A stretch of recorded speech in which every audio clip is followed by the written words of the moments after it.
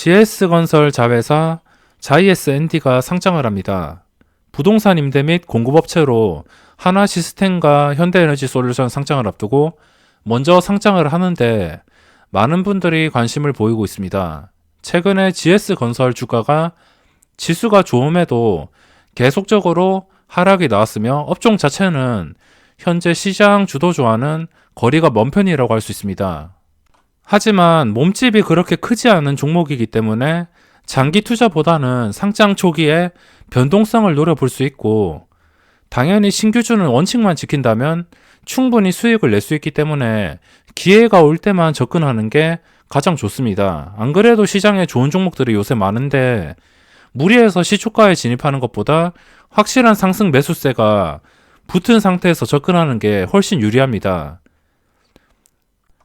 그게 아니고 그냥 시초가에 무조건 진입하는 그런 고정적인 매수세가 있는데, 그 고정적인 매수세는 신규 상장이라면 물불 가리지 않고선 그냥 시초가에 들어오는 그런 매수세를 말합니다. 그런 매수세가 제가 신규 상장을 몇 년 동안 계속 보면서 어떤 종목이든 그런 매수세가 있습니다. 그런 고정적인 매수세가 유통 물량이 작고 조금 더 인기가 많은 종목이라면 장 초반에 확실히 많이 들어온다고 볼 수 있습니다. 새로 상장할 때마다 이런 고정적인 시초가 매수세는 들어오고 있으며, 시초가에 매수한다는 것 자체가 구주주나 아니면은 기관들 보고 나 잡아먹어보라 하는 그런 꼴이기 때문에 항상 제가 말하는 확실한 상승이 신규주 매매에서는 정말 중요합니다. 이 확실한 상승은 경쟁률이 좋다고 무조건 좋은 종목이 아니고 시초가가 적당히 잡히는 게 가장 중요하다고 할 수 있습니다. 시초가가 적당히 잡히는 게 왜 중요하냐면, 신규주를 움직이는 것은 세력입니다.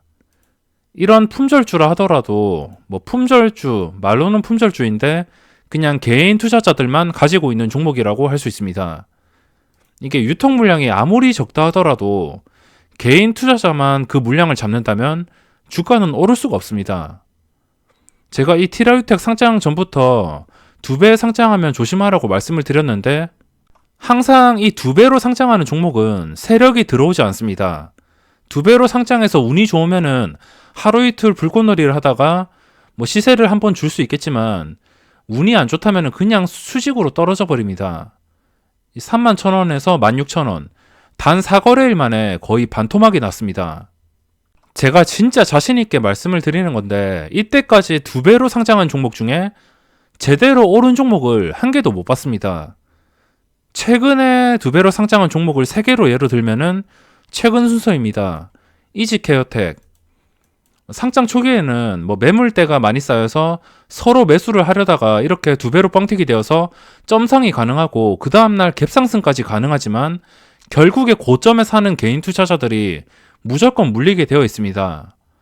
그러니까 이때 상한가를 간 이유는 점상, 사려는 사람들이 워낙 많으니까 그냥 점상을 간 겁니다. 물량이 풀리지 않으니까. 이 첫날 거래량을 보시면 48만 주입니다. 48만 주인데 상한가, 점상 갔는데 48만 주가 나왔고, 그 다음날에 거래량이 2700만 주. 그리고 주가는 3분의 1 토막이 됩니다. 그것도 쉬지 않고. 단기간에 반토막은 기본이고 쉬지 않고 떨어져서 이 최저가까지 형성을 했습니다. 그리고 2배로 뻥튀기가 된 게 대유 AP. 이것도 2배로 상장을 했는데 2배로 상장하고선 최저가까지 그냥 순식간에 내려앉았습니다. 7,800원에서 4,400원까지. 결국에 나중에 시간이 지나서 이렇게 오를 수도 있지만 단기간에 이거를 아마 참을 수가 없을 겁니다. 버틸 수도 없을 것이고 이렇게 된다는 보장도 없고. 그리고 디자인도 2배로 상장을 해서 장 초반이 아니고 초기에 22,000원에서 순식간에 그냥 반토막이 났습니다. 그리고 S퓨얼셀과 로보티즈가 있는데, 이거는 제가 안 보고선 지금 즉석으로 말씀을 해드리는 건데 안 봐도 뻔합니다. 2배로 뻥튀기가 되었으면 폭락하는 게 당연합니다. 항상 이런 패턴인데도 당하는 사람들이 항상 있습니다. 새로 상장만 하면은 기억이 리셋이 되는지 항상 똑같은 방법으로 당하는 것 같습니다. 로보티즈도 3만원에 상장해서 순식간에 반토막이 되고 뭐 이것도 안 봐도 뻔하겠죠. 2배 상장해서 폭락. 물론 자이에스 앤디가 2배 상장한다는 것이 아니고 시초가가 얼마에 형성되는가가 정말 중요한 것을 말씀드리고 싶습니다. 2배가 아니더라도 한 70%만 넘어가면 그냥 이런 식으로 폭락할 가능성이 많습니다. 아무리 좋은 종목이고 시장에서 인기가 많은 종목이라 하더라도 개인 투자자들이 똑같이 생각하고 그게 가격이 높아진다면 오를 수가 없습니다. 이 신규 상장뿐만 아니라 시장에서도 그렇습니다. 가끔 VI가 걸리면서 뉴스가 뜨는 종목들 있죠. 이것들 뉴스 보고선 다 진입을 하게 되는데 오늘 뉴스로 VI가 걸린 게 오성첨단 소재입니다. 오성첨단 소재가 뉴스가 뜨면서 VI가 걸렸었는데 오늘 VI가 걸린 상태에서 이거는 진짜 양호한 편입니다. 원래는 이런 식으로 주가가 오르지도 못하는데 뉴스가 뜨면은 VI가 걸린 다음에 그 다음 2분 뒤에 가격이 높아집니다. 그리고선 장대음봉. 그게 일반적인 패턴이고 오성첨단 소재가 진짜 오늘 예외적으로 정말 강했습니다.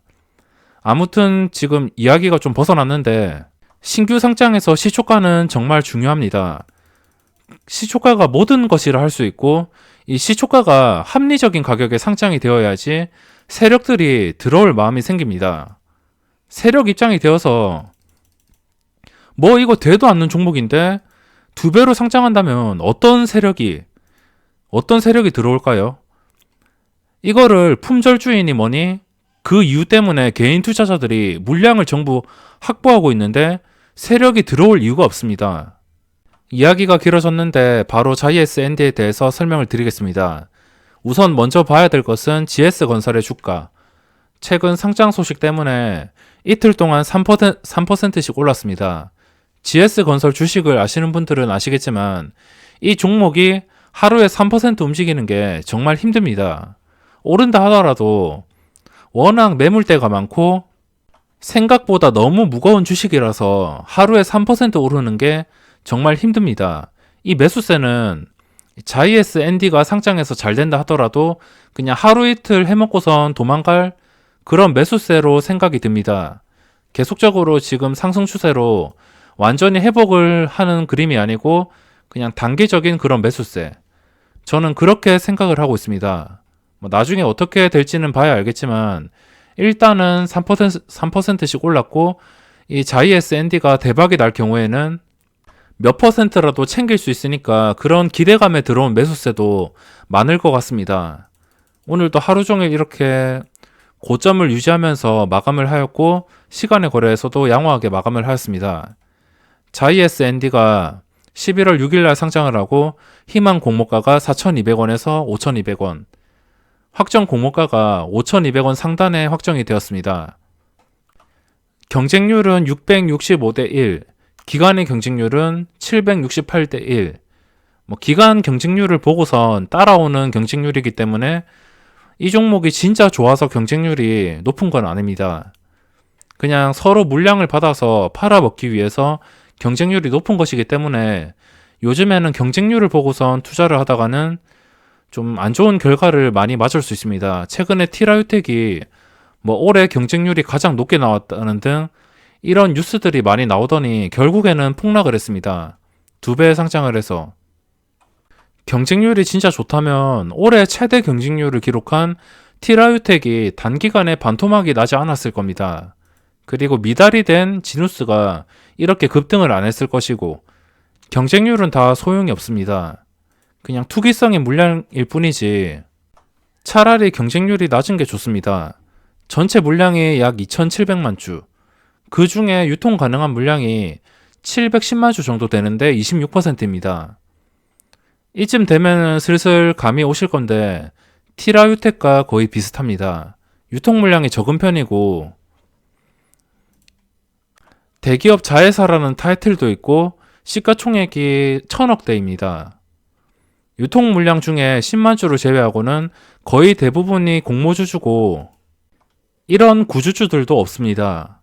구주주가 없는 것은 정말 좋은 소식이지만 이 구주주가 없고선 유통 물량이 적다는 이유로 뻥튀기가 될 만한 조건이 갖추어졌습니다. 신규 상장이 재미있는 게 시초가가 공모가 대비 마이너스 10%에서 2배까지 상장 가능하게 만들어 놨습니다. 하려면 똑같이 그냥 플러스 10%까지 해놓지 2배까지 상장 가능하게 만들었습니다. 근데 그 공모 물량은 대부분 기관 투자자들이 받습니다.